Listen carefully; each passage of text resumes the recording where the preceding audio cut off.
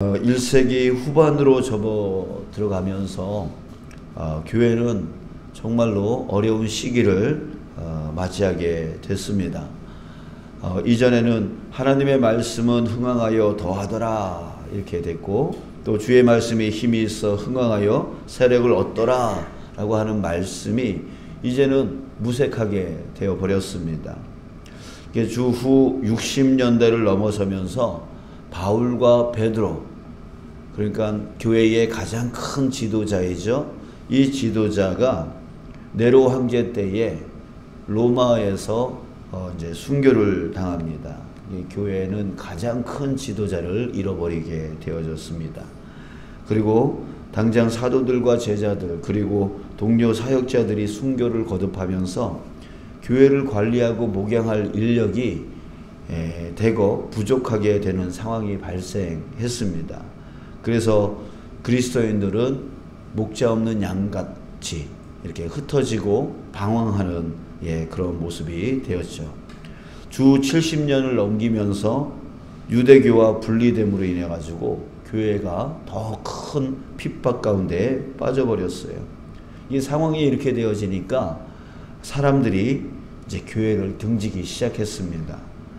그들은 교회로부터 무언가를 새로운 길을 얻고자 싶었던 사람이었는데, 그러나 그것을 얻기보다는 오히려 핍박이 더욱더 심해지니까 끝내 그들은 교회로부터 이제 떠나기 시작했던 것이죠.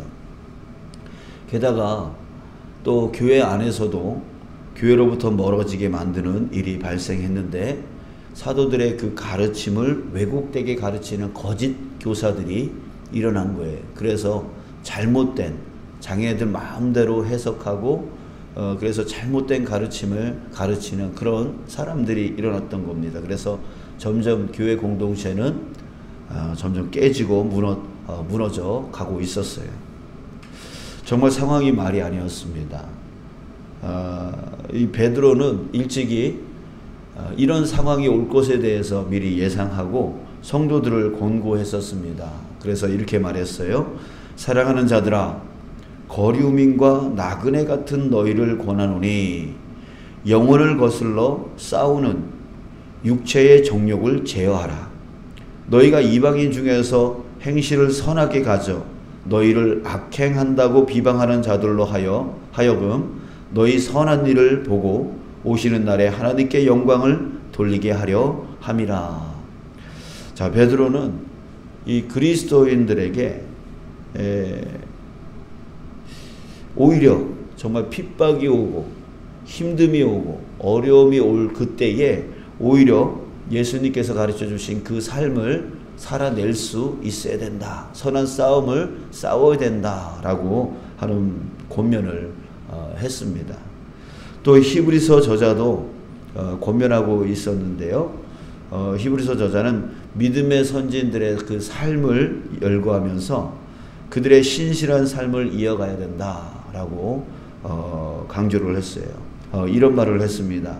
그들은 믿음의 선진들은 바로 믿음으로 나라들을 이기기도 하며 의를 행하기도 하며 약속을 받기도 하며 사자들의 입을 막기도 하며 불의 세력을 멸하기도 하며 칼날을 피하기도 하며 연약한 가운데서 강하게 되기도 하며 전쟁에 용감하게 되어 이방 사람들의 진을 물리치기도 하며 등등. 자, 이렇게 믿음으로 그 모든 상황을 이겼다.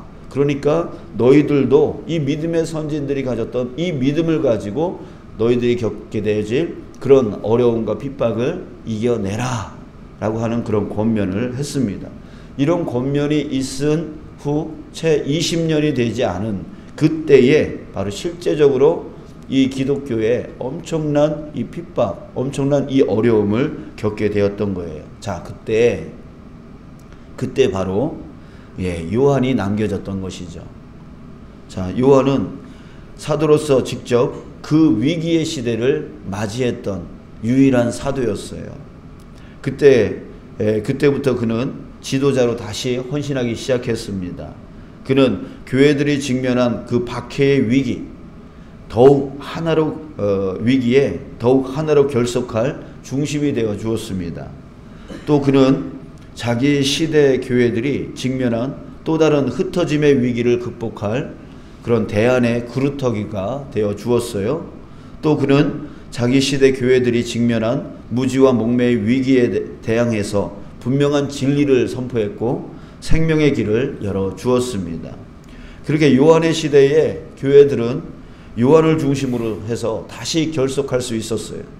그들은 위기를 극복할 도구로서 지혜로운 가르침을 이 요한 사도를 통하여서 얻을 수 있었습니다. 자, 여러분, 지금도 요한의 시대, 가장 이 교회가 어려웠던 그 시대와 다르지 않은 것 같습니다. 어제 말씀드렸듯이 요즘 신앙인들, 많은 신앙인들이요, 신앙의 체질이 이 성경과 많이 달라져 버렸어요. 가장 대표적인 건 뭐냐면 하나님을 위한 나가 돼야 되는데 나를 위한 하나님을 만들어 버렸다는 거예요. 그래서 자기가 만족해야 되고 자기가 잘 돼야 되고 자기. 그러니까 자기에 집중되어 있는 그런 신앙의 삶을 살려고 해요. 그게 아니죠. 하나님이 세상을 창조하신 거잖아요. 세상이 하나님을 만든 게 아니잖아요. 그러면 여러분, 창조주가 피조물을 위해서 살아야 돼요? 피조물이 창조주를 위해서 살아야 돼요? 뭐죠? 당연하죠. 피조물이 창조주를 위해서 살아야 되는 게 맞는 거죠. 그러면 우리의 신앙은 바로 하나님을 위한 우리 자신이 되어야 되는 거예요.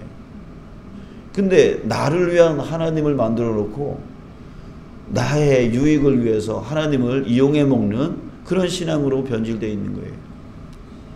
또 당시 영지주의 사상이 교회 안으로 들어와서 교회를 혼란스럽게 만들고 교회를 깨지게 만들었다라고 했는데, 요즘은 뭡니까? 개인주의, 이기주의 사상이 교회 공동체를 지금 망치고 있습니다. 헌신하기를 싫어해요.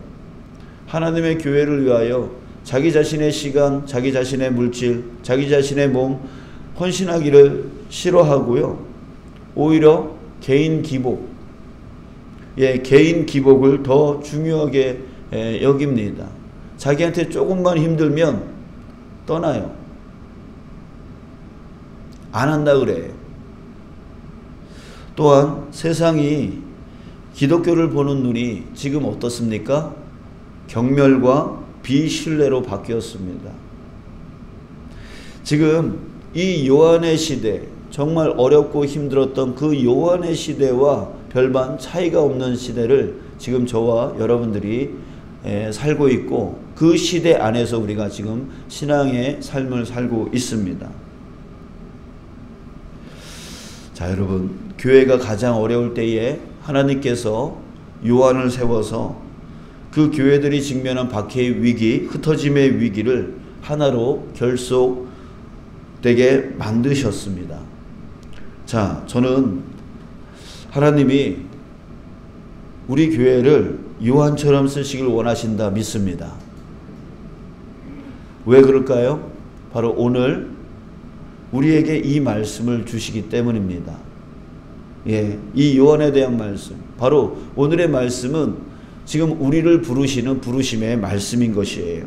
내가 너희 교회를 이렇게 사용하기를 원한다 라고 하는 그런 아버지 하나님의 그 마음이 담겨져 있는 말씀인 거예요. 이 시대의 잘못된 신앙 체질을 바꿔나가고, 또 이기주의와 개인주의를 깨뜨리고 헌신하는 교회 공동체를 세워나가고, 또 세상 사람들이 다시 신뢰하는 교회를 만드는데 하나님은 우리 교회를 사용하기를 원하시는 것이죠. 우리 성도들을 사용하기를 원하신다라고 하는 거예요. 사랑하는 여러분, 오늘 우리 이 부르심에 아멘하는 자 되어지기를 간절히 소망합니다.